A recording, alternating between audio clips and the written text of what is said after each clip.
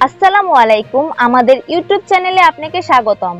দেশের 6 জেলার উপর দিয়ে সর্বোচ্চ 60 কিলোমিটার বেগে ঝড়ের আশঙ্কা করেছে আবহাওয়া অফিস।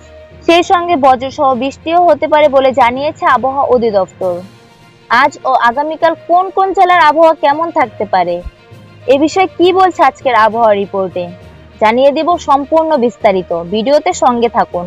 আর সবার আগে সবার প্রথম সঠিক আবহাওয়ার খবর জানতে আমাদের চ্যানেলটি সাবস্ক্রাইব করে রাখুন। এবার জেনে নিন এক নজরে। দীর্ঘদিন ধরে চলা দাবদাহের পর গতকাল ঢাকা সহ কয়েকটি জেলায় ঝড়ো হাওয়া ও বজ্রবৃষ্টি হয়েছে। বৃষ্টির এ প্রবণতা ঢাকা সহ 5 বিভাগে আজও অব্যাহত থাকতে পারে বলে জানিয়েছে আবহাওয়া অফিস।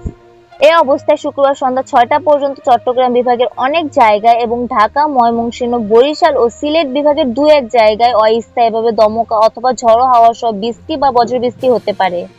সেই সঙ্গে কোথাও কোথাও বিক্ষিপ্তভাবে শিলাবৃষ্টিও হতে পারে। এর পরে 24 ঘন্টা বরিশাল ও চট্টগ্রাম বিভাগে এই পরিস্থিতি অব্যাহত থাকতে পারে। এছাড়া আগামীকাল শনিবার সন্ধ্যা 6টা থেকে পরবর্তী 24 ঘন্টা ময়মনসিংহ, চট্টগ্রাম ও সিলেট বিভাগের কিছু কিছু জায়গায় এবং চট্টগ্রাম, ঢাকা এবং বরিশাল বিভাগের 2-1 জায়গায় অস্থায়ীভাবে দমকা ও ঝড়ো হাওয়া সহ বৃষ্টি অথবা বজ্রবৃষ্টি হতে পারে। সেই সঙ্গে কোথাও কোথাও বিক্ষিপ্তভাবে শিলাবৃষ্টিও হতে পারে। এদিকে শুক্রবার দেশের অভ্যন্তরীণ নদীবন্দরগুলোর জন্য দেয়া এক পূর্বাভাসে বলা হয়েছে, বরিশাল, পটুয়াখালী, কুমিল্লা, নোয়াখালী, চট্টগ্রাম এবং কক্সবাজার জেলার উপর দিয়ে পশ্চিম অথবা উত্তর-পশ্চিম দিক থেকে ঘন্টায় 45 থেকে 60 কিলোমিটার বেগে অস্থায়ীভাবে দমকা ও ঝড়ো হাওয়া বয়ে যেতে পারে। এ সময় বৃষ্টি অথবা বজ্র সহ বৃষ্টি হতে পারে।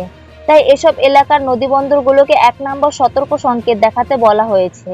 তো এই ছিল এখনকার মতো। এরকম আবহাওয়ার খবর জানতে আপনারা আমাদের নিউজ বাংলার সাথেই থাকুন এবং নিয়মিত আবহাওয়ার আপডেট পেতে আমাদের চ্যানেলটি সাবস্ক্রাইব করে রাখুন।